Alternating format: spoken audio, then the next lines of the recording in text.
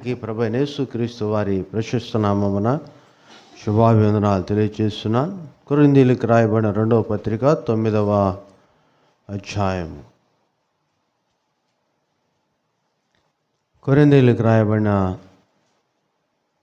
2వ పత్రిక 9వ అధ్యాయం.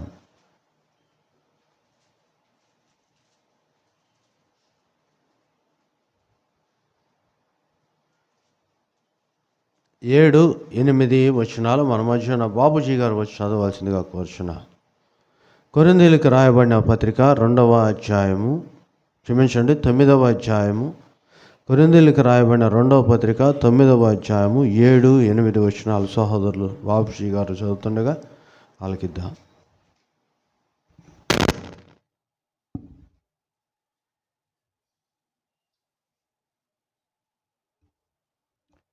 కొరింథీయులకు రాసిన 2వ పత్రిక 9వ అధ్యాయము 7వ వచనం నుంచి 8వ వచనం వరకు చదువుతాను.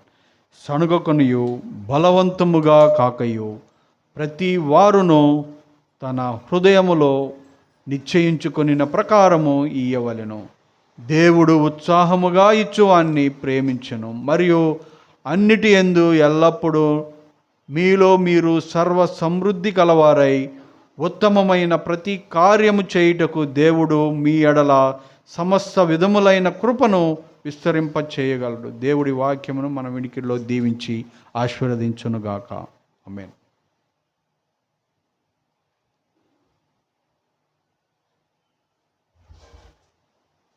Thank you brother. కీర్తనలు పాడి ప్రార్థనలు చేసి ప్రభువుని గణపరుస్తూ వాక్యానికై సిద్ధపడుతున్న మీకు వందనాలు తెలియజేస్తున్నాను. సిలువ ధ్యాన కీర్తనలో మరొక కీర్తన పాడుకుందాం. సిలువకు సంబంధించి ధ్యాన కీర్తనలో మరి కీర్తన అందరూ కలిసి, సియోను సంగీత స్రవంతిలో చాలా పాటలు ఉన్నాయి, వాటిలో నుంచి ఏదైనా ఒకటి తీసుకొని పాడుచుండగా వాక్యానికై మనలో మనము సిద్ధపరచుకుందాం.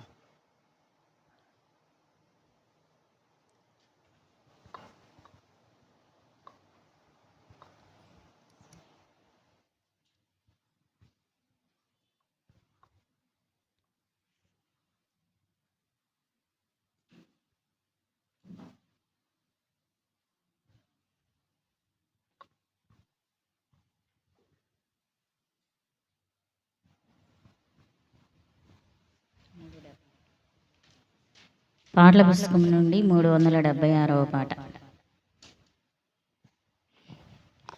సిలువలో సిలువలో ఆ ఘోర కల్వరిలో తులువల మధ్యలో వ్రేలాడిన యేసయ్యా, తులువల మధ్యలో వ్రేలాడిన యేసయ్యా, వెలియైన యేసయ్యా, బలియైన యేసయ్యా, వెలియైన యేసయ్యా, బలియైన యేసయ్యా, నిలువెల్ల నలిగితివా, నీవెంతో అలసితివా, నిలువెల్ల నలిగితివా, నీవెంతో అలసితివా, సిలువలో ఆ సిలువలో ఆ ఘోర కల్వరిలో తులువల మధ్యలో వేలాడిన యేసయ్యా, తులువల మధ్యలో వేలాడిన యేసయ్యా, నేరము చేయని నీవు ఈ ఘోర పాపి కొరకు భారమైన సిలువా మోయలేక మోసావు, నేరం భారము చేయని నీవు ఈ ఘోర పాపి కొరకు భారమైన సిలువా మోయలేక మోసావు కొరడాలు చెల్లని చీల్చెని నీ సుందర దేహమునే కొరడాలు చెల్లని చీల్చెని నీ సుందర దేహమునే తడిపెను నీ తనువునే రుధిరంబుదారలు తడిపెను నీ తనువునే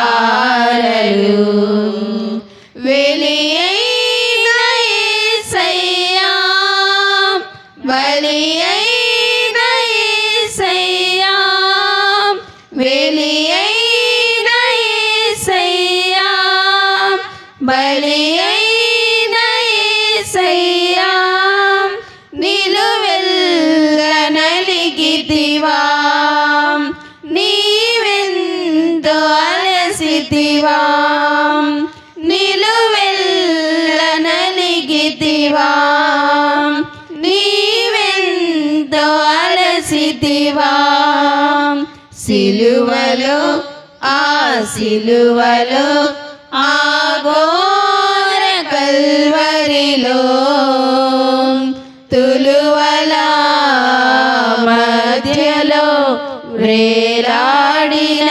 యేసయ్యా తులువల మధ్యలో వ్రేలాడిన యేసయ్యా వదకు సిద్ధమైన గొర్రె పిల్లవోలే మోమున ఉమ్మివేయ మౌనివైనావే వదకు సిద్ధమైన గొర్రె పిల్లవోలే మోమున ఉమ్మివేయ మౌనివైనావే దూషించి అపహసించి హింసించిరా నిన్ను దూషించి అపహసించి హింసించిరా నిన్ను ఊహకు అందరూ నీ త్యాగమేసయ్యా ఊహకు అందరూ నీ త్యాగమేసయ్యా వెలియైన యేసయ్యా బలియైన యేసయ్యా వెలియైన యేసయ్యా బలియైన యేసయ్యా నిలువెల్ల నలిగితివా నీవెంతో అలసితివా నిలువెల్ల నలిగితివా నీవెంతో అలసితివా సిలువలో ఆ సిలువలో ఆ ఘోర కల్వరిలో తులువల మధ్యలో వ్రేలాడిన యేసయ్యా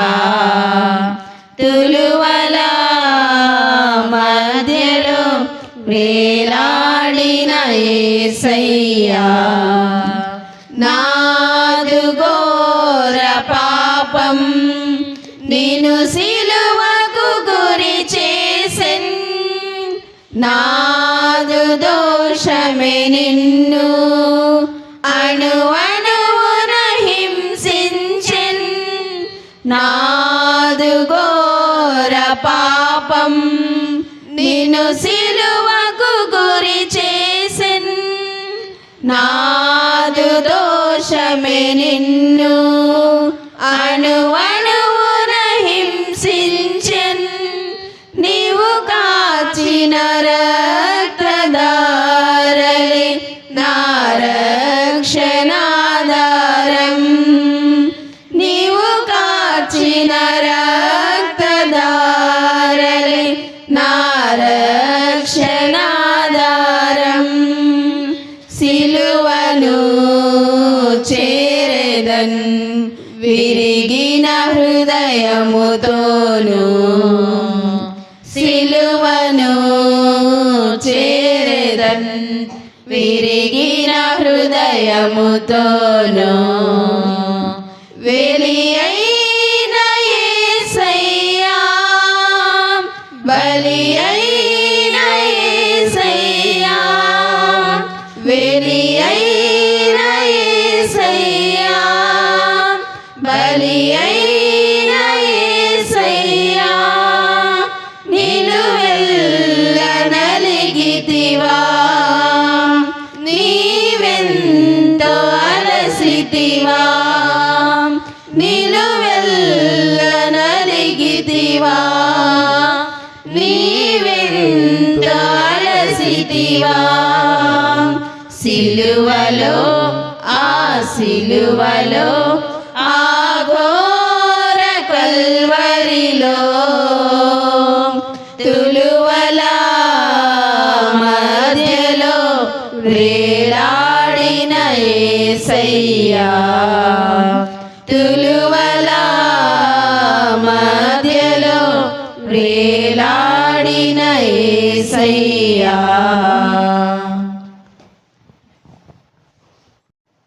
కూడి ఉన్న మీ అందరికీ ప్రభు అయిన యేసుక్రీస్తు వారి ప్రశస్త నామమున శుభాభివందనాలు తెలియచేస్తున్నాను. దేవుడు మిమ్మల్ని దీవించి ఆశీర్వదించునుగాక. ఈ యొక్క ఆధ్యాత్మిక వసంతకాలంలో 3వ ఆదివారపు దినమునకు మిమ్మల్ని ప్రేమపూర్వకముగా ఆహ్వానిస్తున్నారు.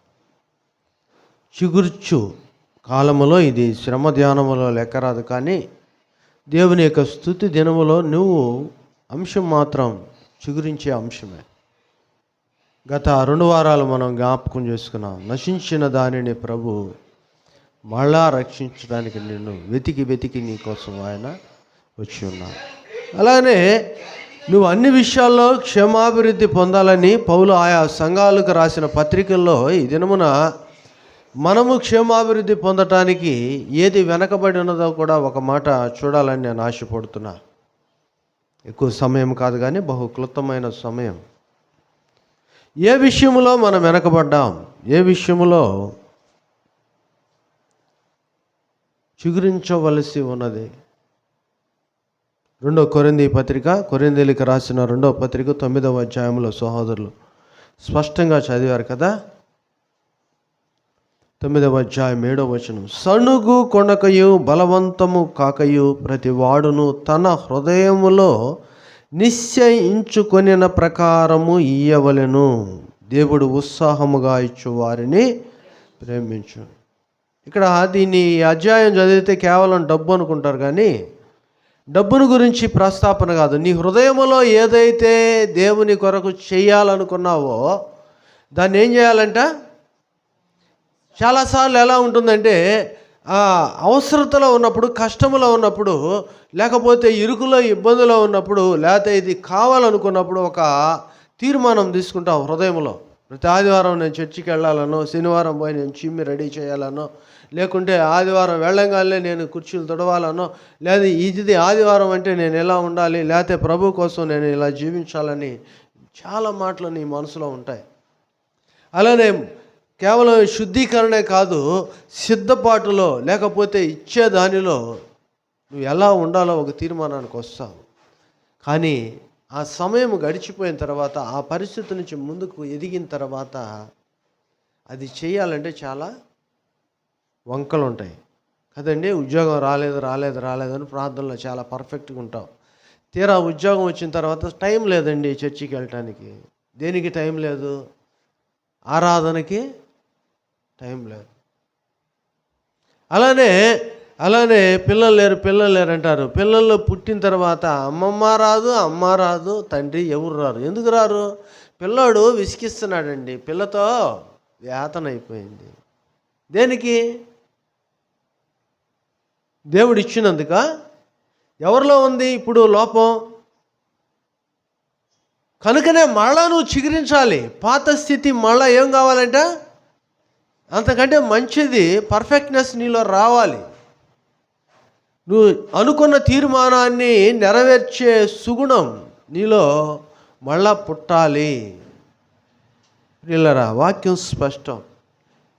దేవుడు ఉత్సాహముగా ఇచ్చువారిని ప్రేమించును. అంటే నీకుంది ఆధిక్యత, నీకుంది స్థితి. ఈ స్థితిని నువ్వు ఆనందంగా ఆయనకి సద్వినియోగం చేసే పరిస్థితిలో ఉండాలి.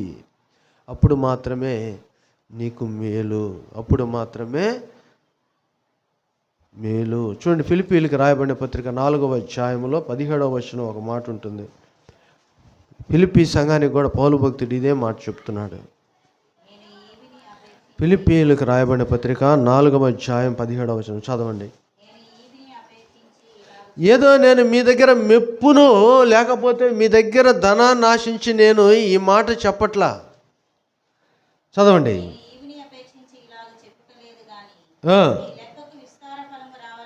ఎవరి లెక్కకండి? మీ లెక్కకు విస్తార ఫలము రావాలని అపేక్షించి చెప్పుచున్నాను.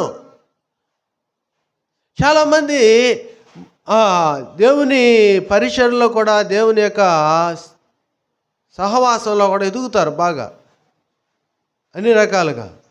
ఉన్నట్టుండి ఎందుకో మానేస్తుంటారు, ఉన్నట్టుండి ఎందుకో ఆపేస్తుంటారు. అంటే వాళ్ళ దృష్టిలో ఎక్కడో లోపం కనిపించింది, అంటే వాళ్ళు అనుకున్నట్టు కానీ ప్రవక్త ద్వారా కుష్టి రోగము నుంచి విడుదల పొందిన గెహజీ,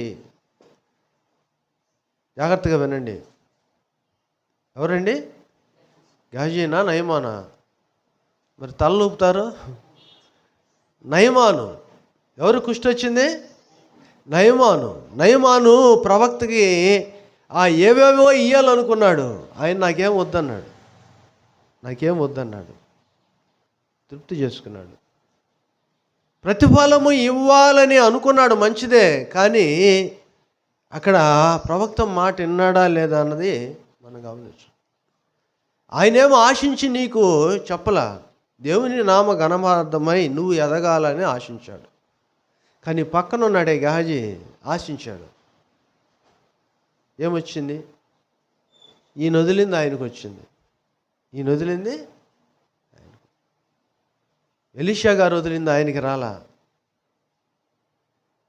ఈ నయమానుకి ఏదైతే వదిలేసిందో అది ఆయనకి తగులుకుంది. చాలాసార్లు పొరపాటు పడతా. పిల్లరా, దేవుని మాట ప్రకారం మనం జరిగించినప్పుడు మనలో విస్తారమైన ఫలములు వస్తాయి. వస్తా ఆగిపోతారు, ఇస్తా ఆగిపోతారు. ఎందుకంటే వాళ్ళకి అక్కడ సరైన గుర్తింపు లేకపోవచ్చు, లేదు వాళ్ళు అనుకున్న స్థితిలో అక్కడ ఉండకపోవచ్చు.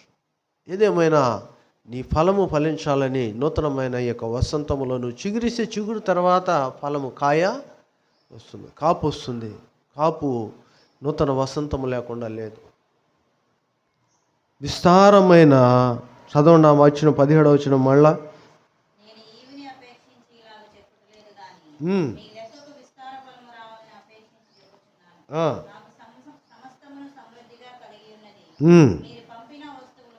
మీరు పంపిన వస్తువులు ఎపఫ్రతా వలన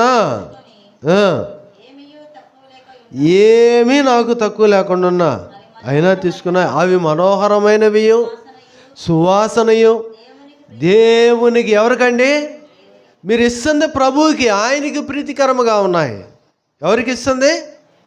దేవునికి ప్రీతికరమైనవి, దేవునికి ఇష్టముగా ఉన్నవి కాగా దేవుడు తన ఐశ్వర్యము చొప్పున క్రీస్తు యేసు మహిమలో మీ ప్రతి అవసరము.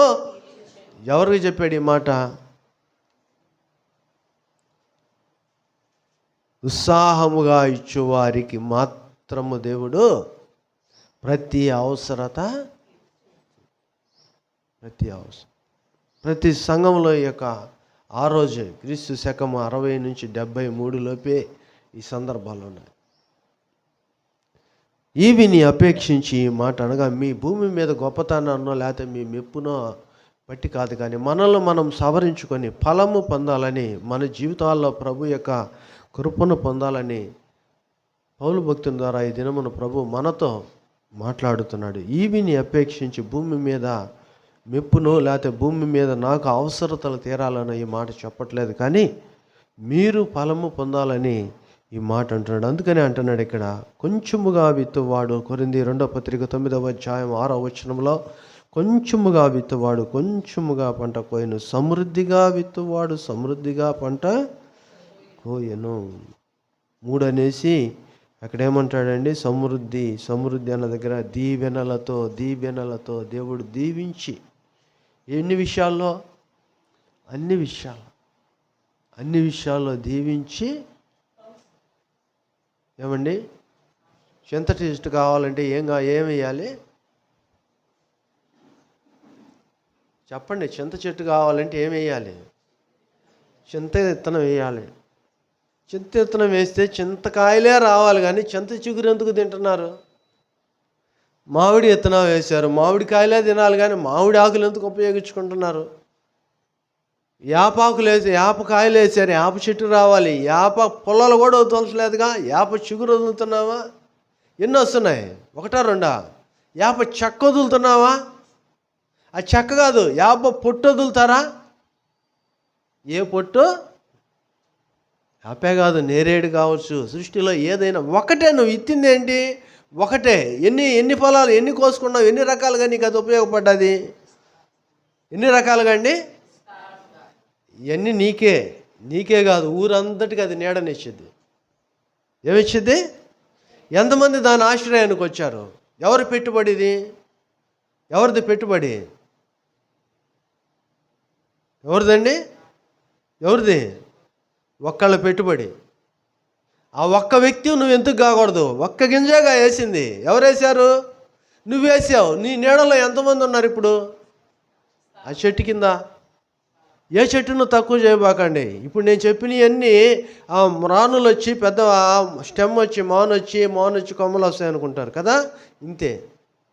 పూల చెట్లు తీసుకోండి, ఏదైనా సరే, జాస్మిన్ అయితే మల్లెలు, సన్నజాజులు, విరజాజులు ఎలా ఉంటాయి? వీటికి ఏమైనా మానులు ఉన్నాయా? పూలు ఎంతమంది ఉపయోగించుకుంటారండి? ఎంత డిమాండ్? తక్కువ ఉందా? దానికి ఏమైనా విలువ ఉందండి? తక్కువ ఉందా? ఒకటి కాదు, ఏది సృష్టిలో దేవుడు నీకు ఇచ్చిన దాంట్లో పలు విధమైన ఉపయోగాలు ఉన్నాయి. 1 2 కాదు, అనేక రకాలైన ఉపయోగాలు. అంతే కదండి. ఆకుకూరలు కూడా తెచ్చుకుంటున్నాం. వేర్లు ఏమో వదులుతున్నారా? వేర్లు రసం పెట్టుకోవాలి, ఆకుకూర ఏమో ఏం చేసుకోవాలి? ఎన్ని రకాలు చేసుకుంటారు. పప్పులు వేసుకుంటారు, దాన్నే పులుసు పెట్టుకుంటారు, దాన్నే వేపుకుంటారు, ఇంకా ఎండబెట్టుకొని పొడి చేసుకుంటున్నారు. 1 2? మరి ఇన్ని రకాలుగా సృష్టిలో ప్రతిదీ ఉపయోగపడితే నువ్వు ఎలాగ దేవునికి ఉపయోగపడుతున్నావు అనేది ఇక్కడ నా ప్రశ్న. కొంచెముగా నువ్వు విత్తితే, సంకుచితముగా నీవు ఉంటే నీ జీవితం సంకుచితమే అయిపోయింది. లేదు, మంచి మనసుతో ప్రభు యొక్క పరిచర్యలో నీవు పాలి భాగస్తులు అయితే నీ జీవితంలో అనేక రకాలమైన ఉపయోగాలు, క్షేమాభివృద్ధి ప్రభు నీకు ఇస్తాడు. అందుకని అంటాడు, దీన్ని కూడా ఎలా ఇవ్వాలంట? సణుగు కొనక గొనుగు కొనక సంతోషముగా. ఎందుకు చెప్తాడయ్యా అంటే, దేవుని యొక్క వాక్యం ఉపదేశించుటకును, ఖండించుటకును, బుద్ధి చెప్పుటకును, నీతి యందు శిక్ష విధించుటకు. తిమోతి 2వ పత్రిక రండి.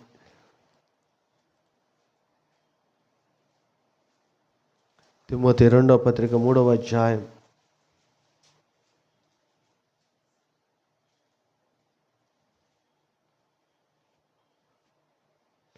తిమోతి 2వ పత్రిక 3వ అధ్యాయం 16 17 కలిసి ఉంటాయి. దైవజనుడు సన్నద్ధుడై, అనగా దైవజనుడు సిద్ధపడి ప్రతి సత్కార్యమునకు పూర్వముగా సిద్ధపడి ఉండునట్లు దైవావేశము వల్ల కలిగిన ప్రతి లేఖనము చెప్పండి ఈ మాట. ఉపదేశించుటకును ఖండించుటకును తప్పుదిద్దుటకును నీతి యందు శిక్ష చేయుటకు ప్రయోజనకరమై ఉన్నది. ఏంటంట? ప్రయోజనమా అప్రయోజనమా?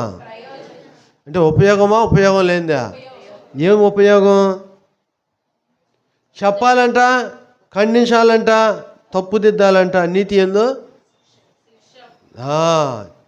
దేవుని వాక్యములో నీవు ఎదగటానికి ఏ రీతిగా అయితే దేవుడు ఇచ్చాడో ఆ లేఖన భాగము ఉన్నట్టుగా నీకు చెప్పే పని దైవజనుడిది.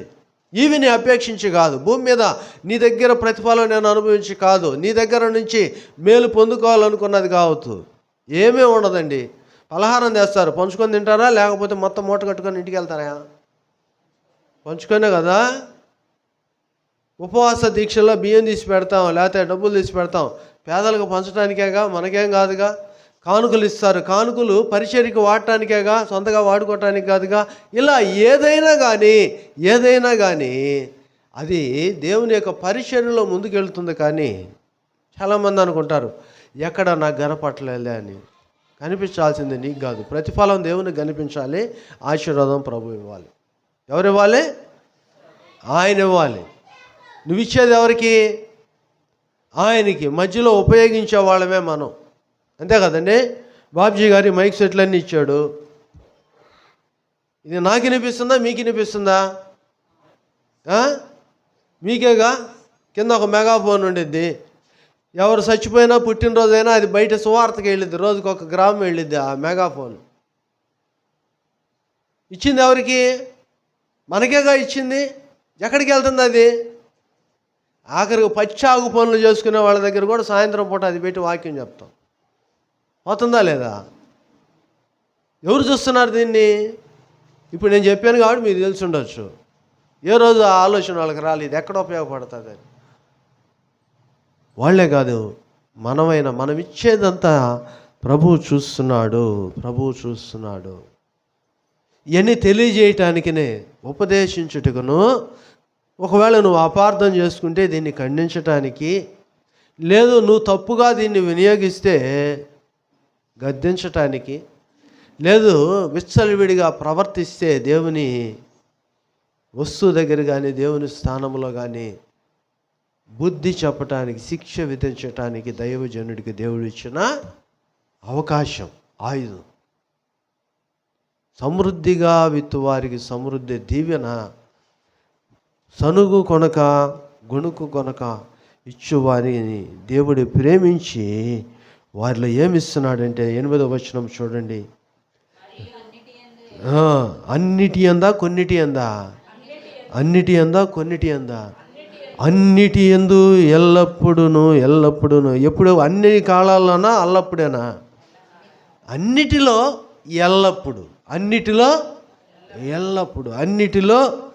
ఎల్లప్పుడు ఉత్తమమైన ప్రతి కార్యము చేయుటకు దేవుడు మీ ఎడల సమస్త విధములైన కృపను. ఎవరికండి? దేవుని దగ్గర ఎవరైతే ఉత్సాహంగా ఉంటున్నారో, దేవుని దగ్గర లోకానుసారమైన కట్టిపెట్టి వాళ్ళు చేయాలనుకున్నది చేస్తున్నారో, వాళ్ళకి దేవుడు ఎల్లప్పుడూ, సదాకాలం, ఎల్లప్పుడు, రే అనక పగలనక ఎండనక వాననక సమయం అనక అసమయం అనక దేవుడు వారికి కృపను అనుగ్రహిస్తూనే ఉన్నాడు. వారితో ఉత్తమమైన ప్రతి కార్యములో వారితో ప్రభు పాలిభాగస్తుడై ఉన్నాడు. మళ్ళా చదవండి అది.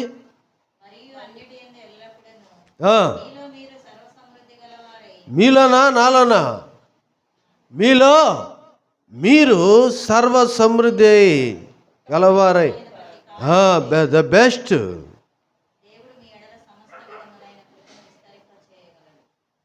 చేస్తానన్నాడా?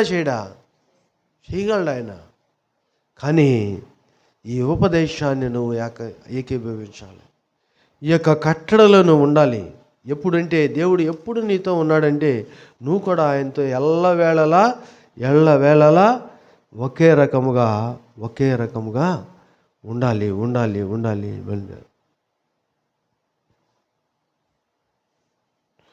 వాక్యము స్పష్టం.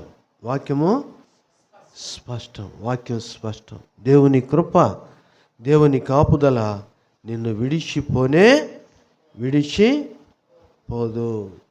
కనుకనే ఉపదేశించుటకును, గద్దించుటకును, నీతి యందు శిక్ష విధించుటకును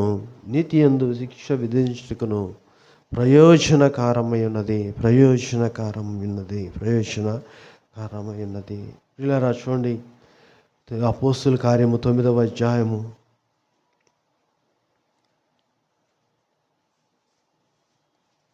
36వ వచనము. అపోస్తుల కార్యము 9వ అధ్యాయం 36వ వచనం. మరియు ఏ ఊరండి అది? చదవండి.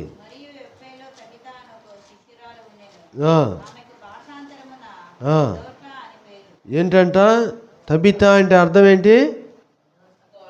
దోర్కా. ఒకటే దోర్కా అన్న, అది భాషాంతరం అన్న. ఆ లాంగ్వేజ్లో అది, ఈ లాంగ్వేజ్లో ఇది. చదవండి. ఏం చేస్తుందంట?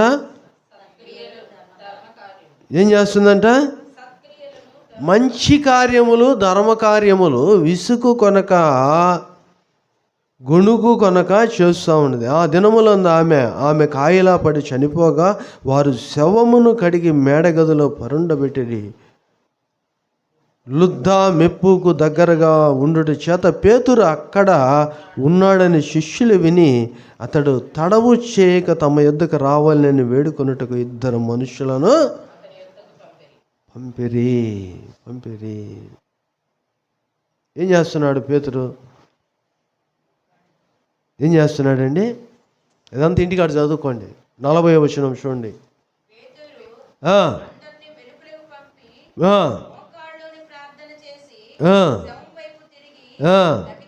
తబిత లెమ్మనగా ఆమె కన్నులు తెరిచి పేతురును చూచి లేచి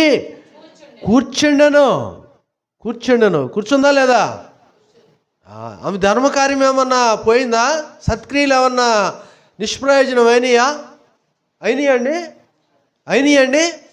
లేదు. ఓపికగా నువ్వు చేసే పని, దేవుని కొరకు నువ్వు గొణుకు కొనక చేసే పని, ప్రభు నామ మహిమార్థమై నువ్వు జీవించే జీవిత విధానము, అది ఏ రోజుకైనా నీకు సకాలం. అంటే అది నీకు అవసరమైన కాలం. ఇదిగో ఇప్పుడు నువ్వు చేసావు, వెంటనే నీకు ప్రతిఫలం వచ్చిందనుకో, దాన్ని దుర్వినియోగం చేసుకుంటావు. అంతేనండి. ఈ తబిత చేసిన, లేకుంటే ఈ ద్వారకా చేసిన పనికి అప్పుడే ప్రతిఫలం చూసిందా? తర్వాత చనిపోయిన తర్వాత ఏ విధంగా లేచేది? జీవింపు చేశాడా లేదా? దేవుడు అన్యాయస్తుడు కానే కాడు. సర్వశక్తుడు అన్యాయము చేయుట అసంభవము. ఆమె చేసిన గొప్ప కార్యము భూమిపై కొనియాడబడుచున్నది. చూడండి అక్కడ 1 పేతురు పత్రిక 4వ అధ్యాయం 1 పేతురు పత్రిక 4వ అధ్యాయం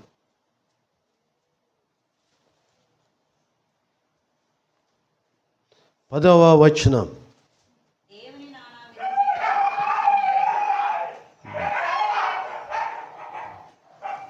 మళ్ళీ చదువుదాం. మళ్ళా చదువుదాం.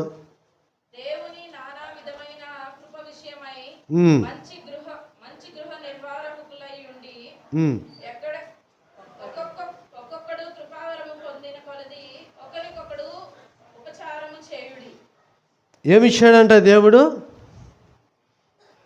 నానా విధమైన కృప విషయమై మంచి నిర్వాహకులై ఉండి ఒక్కొక్కడు కృపావరము పొందిన కొలది కృపావరాన్ని దేవుడు ఇచ్చాడు. ఏ వరాన్ని ఇచ్చాడు? కృపావరమును ఇచ్చిన దేవుడు నీకు ఇచ్చిన నిర్వహణలో ఒకనికి ఒకడు ఉపచారము చేయుడి. దాపెట్టుకోబాకండి. ఏం చేయాలంట? ఉపచారము చేయవలెను. ఇక్కడ కొరింథీ 2వ పత్రికలో అదే కదా అందు. మనకి 9వ అధ్యాయం 8వ వచనంలో ఏమన్నాడు? ఎల్లవేళలను ఎల్లకాలమందు ఆయన ఏం చేశాడంట? సర్వ సమృద్ధి గలవారుగాను ఉత్తమమైన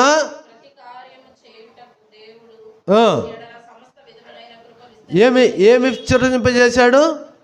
ఈ పై అన్ని మీరు చదివినవన్నీ చేయాలంటే ఏం కావాలంట? కృపావరం కావాలి. ఈ కృపావరం పేరు కాదు, మనిషికి పెట్టుకునే పేరు అయితే అంత మనిషి మటుకే ఉండిపోతుంది, లోన లక్షణాలు రాట్లా. ఈ లక్షణాలు ఇక్కడ అంటున్నాడు, లోపల పైన చెప్పాడే, ఇవన్నీ దేవుడు నీకు ఇచ్చిన కృప, ఇవన్నిటినీ ఇతరులకు నువ్వు చేయాలి. ఏన్ని నీకు ఏదైతే ఆయన అనుగ్రహించాడో, దేన్నైతే నువ్వు తీర్మానం తీసుకున్నావో, ఎంతవరకు? అంతము వరకు. ఎంతవరకు అండి? అంతము వరకు. నువ్వు చేస్తూ ఉంటే నీకు వస్తుంటాయి, నువ్వు చేస్తూ ఉంటే నీకు వస్తుంటాయి, నువ్వు ఇస్తూ ఉంటే వస్తూ ఉంటాయి, నువ్వు ఇస్తూ ఉంటే వస్తుంటాయి. తీస్తూ ఉంటే వాక్యము, బైబిల్ ఒకళ్ళే చదువుతారు, ఎక్కువ రెఫరెన్స్లు ఎందుకు చదువుతారు అంటే వాళ్ళు తీస్తుంటారు కాబట్టి చదువుతుంటారు. పాట పాడాలనుకొని పాట ఎత్తుతారు కొంతమంది, గబక్కన పాట చెప్పంగానే వాళ్ళకి అమ్మటినే పాట వచ్చేసిద్ది. ఎందుకు వచ్చింది? తీస్తూ ఉంటారు వాళ్ళు, ఏం తీస్తుంటారు? అలానే వస్తుంటాయి. దేవుడు నీకు ఈ కృపావరమునిచ్చాడు. ఇదిగో ఆయన అంటున్నాడు, సనుగు కొనక గొణుగు కొనక నువ్వు ఇచ్చినట్లయితే ఉత్సాహముగా ఇచ్చు వారిని దేవుడు ప్రేమించును. ఇంకొక మాట చెప్పాలంటే 84వ కీర్తన 11వ వచనం చివరి భాగంలో అంటాడు, ఒకే లైన్ ఉంటుంది అక్కడ, చివరి లైన్లో 4 లైన్ల తర్వాత, యథార్థముగా ప్రవర్తించువానికి ఆయన ఏ మేలు చేయక మానడో. చేస్తానే ఉంటాడంట మేలు. ఎలా చేస్తాడండి? ఎలా ఉంటాడు? మేలులు చెప్పామనుకో పని పోదాంపా, చెప్పామనుకో పని పోదాంపా అంటుండాలంట. ఇంకా ఇంకా ఇంకా అని ఎదురు చూడాలి. ఏం చూడాలండి? ఇంకా ఇంకా ఇంకా అని. దేంట్లో? నీ దగ్గర నుంచి బయటికి పోయే దాంట్లో. దేని కొరకు? ప్రభు కొరకు. అర్థమైందా? దేవుడు ఉత్సాహముగా నీ పరిస్థితిని ఇస్తుంటే దేవుడు నిన్ను ఎంతగానో ఏం చేస్తాడంట? దీవిస్తూ ఉంటాడు. దీవెనలతో ఆయన నింపుతూ ఉంటాడు. ఒక్కొక్క దీవెన వచ్చే కొద్ది నువ్వు పెరుగుతూ ఉంటావు. జాగ్రత్తగా వినండి ఈ మాట. దీవెన వస్తే నువ్వెట్ట పెరుగుతా? ఆశీర్వాదం దీవెన రెండు వేరు. The most difference between benediction and blessing. ఆశీర్వాదం వేరు, దీవెన వేరు. ఆశీర్వాదం మా మీద వర్షింపచేయుమీషా, ఆశతో నమ్మి ఉన్నాము. ఎట్టొచ్చిందంట వర్షం? ఎక్కడి నుంచి వచ్చింది? ఆకాశము నుంచి. దేవుడు ఇచ్చేది ఆశీర్వాదం. శిష్యులకు చెప్తాడు ప్రభు, మీరు ఎక్కడికి వెళ్తే వాళ్ళని దీవించండి అంటాడు. దీవెనిచ్చేది మనిషి. అర్థమైందా? దీవెన కింద భాగం నుంచి వచ్చింది, ఆశీర్వాదం పై భాగం నుంచి. అంటే రెండు పక్కల ఉంది నీకు. నువ్వు చేసే పనిని బట్టి నీకు దీవెన వచ్చింది, కానీ దేవుడు నీ ఎడల దయదలిచి ఇచ్చే అది ఆశీర్వాదం. కింద నీకు ఒక్కొక్కటి పెరిగే కొంది నువ్వు పైకి ఎదుగుతావా లేదా? ఎదుగుతారండి లేదా? ఎదుగుతారుగా. తల కింద దిండు పెట్టుకున్నారు, దీనికి గాలి దిండు అనుకోండి, గాలి కొడతా ఉన్నారు, తల పైకి లెగుస్తూ ఉండిద్దా లేదా? లేచిద్ది కదా. బండి టైర్లు కూడా అంతే కదా, గాలి పెట్టే కొంది ఏమైతే. దీవెన కూడా అంతే. ఒక్కొక్క దీవెన నువ్వు పొందే కొంది పైకి ఎదుగుతూ ఉంటావు. నీ దీవెనలు నువ్వు సక్రమంగా ఇతరుల కొరకు దేవుని కొరకు వినియోగిస్తుంటే దేవుడు నిన్ను ఆశీర్వదిస్తాడు. ఆమేన్. ఏం కావాలి నీకు ఇప్పుడు? దేవుడు అందుకనే ఉత్సాహముగా ఇచ్చేవారిని ఏం చేస్తానన్నాడు?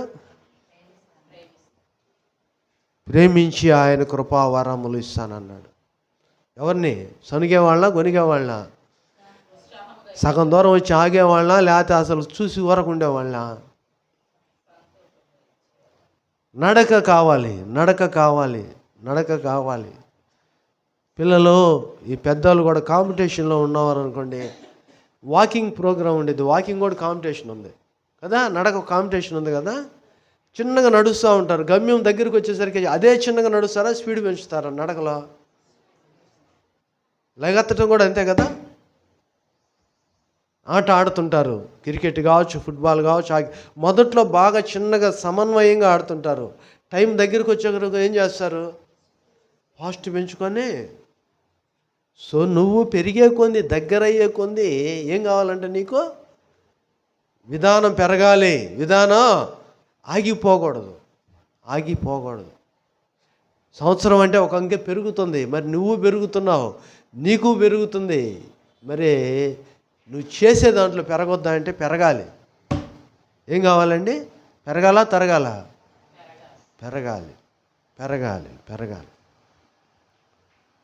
ప్రభు అందుకనే అంటాడు, ప్రియుడా నీ ఆత్మ వర్ధిల్లుచున్న కొలది నువ్వు అన్ని విషయముల్లో సౌఖ్యముగా వర్ధిల్లాలని ప్రార్థన చేస్తున్నాడని యోహాను 3వ పత్రిక 3వ వచనం. ప్రియుడా నీ ఆత్మ వర్ధిల్లుచున్న కొలది నువ్వు అన్ని విషయముల్లో సౌఖ్యముగా వర్ధిల్లాలని నీకోసం నేను ప్రార్థన చేస్తాను. 2-3 వచనాల్లో ఒకే అధ్యాయం ఉంటుంది. 2-3 వచనాల్లో స్పష్టంగా చెప్తాడు. అన్ని విషయముల్లో, కొన్ని విషయాలనా యోహాను పత్రిక 3వ పత్రిక ఒకే అధ్యాయం ఉంటుంది. 2-3 వచనాల్లో స్పష్టమాట.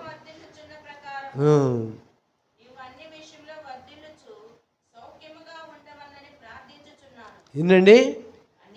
అంటే దేవుని సంబంధాలు పాప విషయాల్లో ఉంటారా, ప్రభు విషయాల్లో ఉంటారా? అది దీన్ని తీసుకొచ్చి పాపానికి అంట కట్టడానికి లేదు. అన్ని విషయాల్లో ఎల్లా వేళలయందు, అన్ని కాలములలో. అర్థమైంది కదండి? ఏ సమయమందైనా ఏ స్థితిలోనైనా నువ్వు ఉండాలని ప్రభువు. కేవలం ఆరాధన అంటే ఆరాధన కాదు. అది ఆరాధించాలంటే ఆత్మతోనూ సత్యముతోనూ ఆరాధించాలి. దీనికోసం నీకు అర్థం కావాలని ఒక మాట చెప్పి వదిలేస్తాడు. ఆయన ఆరాధించువారు ఆత్మతోనూ, ఈ 2 ఉండాలి నీలో. అది ఆరాధన. అంతేగాని ఆరాధన నీకే ఆరాధన అంటే ఏమవుతుంది? ఏమి కాదు. నువ్వు గనుడు అయ్యా తండ్రి, ఎలా గనుడో చెప్పాలి. నువ్వు స్తోత్రార్హుడు అయ్యా తండ్రి, ఎలా స్తోత్రార్హుడో చెప్పాలి. నువ్వు మంచివాడివయ్యా తండ్రి, ఎలా మంచివాడివా తండ్రి చెప్పాలి. ఎలా క్షమార్హుడు అని చెప్పాలి. నేను ఎలా క్షమించాడో చెప్పాలి. అది నువ్వు సత్యములో జీవించాలి. అది జీవితం.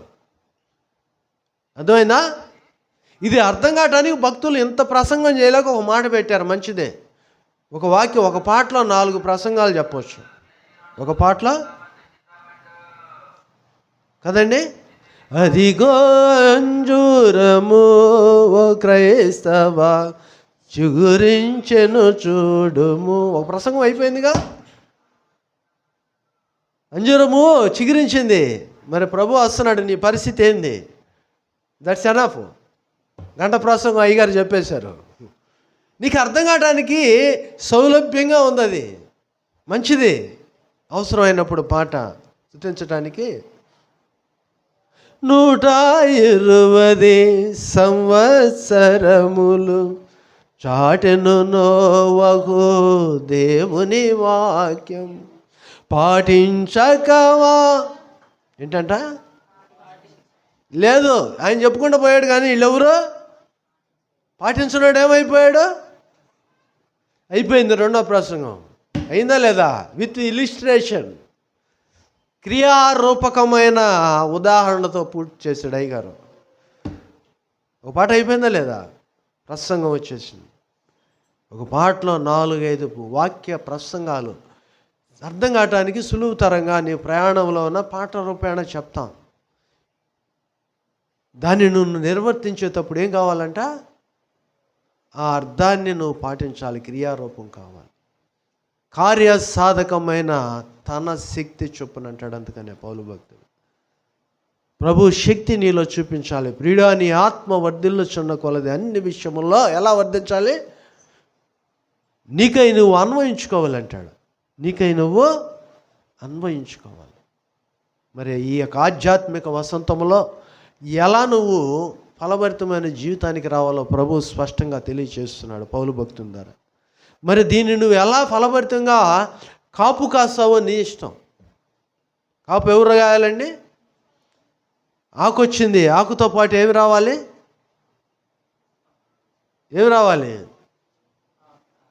కాపు రావాలి. ఎంత కాపు వచ్చిందో నీ ఇష్టం. ఏ కాపు తక్కువ కాదు. అదండి చెట్టుకు ఆకులన్నీ బీకేయంగానే ఏమొచ్చింది? నువ్వు ఆ తొట్లో పెట్టుకున్నావు కాబట్టి నీ చేతితో పీకేస్తావు. భూమిలో వేసేదానికి నువ్వు పీకాల్సిన పనిలా. ఆకు అయ్యే రాలిపోతాయి, అయ్యే మళ్ళీ వస్తాయి, మళ్ళీ కాపు. ఎంత ఆకు వస్తుందో, ఎంత చిగురు వస్తుందో అంత విస్తారమైన ఫలాలు వస్తాయి. మరి నీలో ఫలాలి ఒకసారి ఆలోచించు, తల ఉంచు. ఎక్కడ దిగజారిపోయావో, ఎక్కడ వదిలిపెట్టబడ్డావో, ఎక్కడ కాదనుకున్నావో, ఎక్కడ విడిచిపెట్టబడ్డావో అక్కడనే ప్రభు నుంచి ప్రారంభించడానికి ప్రభువుని అడుగు. ఎక్కడ ప్రభుతో నువ్వు ఉండాలో, నువ్వు ఎక్కడ ప్రభుతో ఉండాలో ఒకసారి ఆలోచించుకో. ప్రేమగల తండ్రి, కృపగల దేవా, విస్తారముగా విత్తువారు విస్తారమైన పంట కోయదు, కొంచెముగా విత్తువారు కొంచెముగా పంట కోయదు. ఇది కూడా సనుగు కొనక, గొణుగు కొనక, విసుగు కొనక మీ పనిలో నాయన హృదయపూర్వకముగా ఉన్నట్టుగా మీరు చెప్పిన కృపను బట్టి వందనా. ఇది ఏదో గొప్పతనాన్ని బట్టి కాదు నాయన, గొప్ప పేరు కోసము కాదు, కానీ నాయన మీ కొరకు చేయు ప్రక్రియని ఇచ్చిన విధానమును బట్టి వందనా. మీరిచ్చిన ఈ కృపలో నాయన బిడ్డలను బలపరచమని వేడుకొనుచున్నా. ఇక ఆధ్యాత్మిక వసంతములో నాయన మిమ్మల్ని ఘనపరచు బిడ్డలుగా క్రియారూపకమైన కార్యములు, కార్యసాధకమైన మీ కృప ప్రతి ఒక్కరిలో విస్తరింపచేసిన విధానమును బట్టి వందనా. నా దేవా, మరొకసారి కూడి ఉన్న బిడ్డలను, ఈ దినమున రాలేకపోయిన బిడ్డలను జ్ఞాపకం చేసుకో. దూర ప్రాంతములలో ఆయా సంఘాలను, వారి మధ్య పరిచర్యలు ఇస్తున్న సేవకులను మీరు దర్శించు. నా ప్రభు, ఆ విస్తారమైన ఆత్మల సంపాదన మిమ్మల్ని ఘనపరచు నాయన. కృపను ప్రతి బిడ్డకు అనుగ్రహించమని, మీ దీవెనలు దయచేయమని యేసుక్రీస్తు వారి పరిశుద్ధ నామమును అడిగి వేడుచున్నాము తండ్రి. తండ్రి, కుమార, పరిశుద్ధాత్మ త్రియక దేవుని సకలమైన దీవెనలు సదా మీకెల్లరికను ప్రభు తోడై నడిపించునుగాక. ఆమెన్. హల్లెలూయా.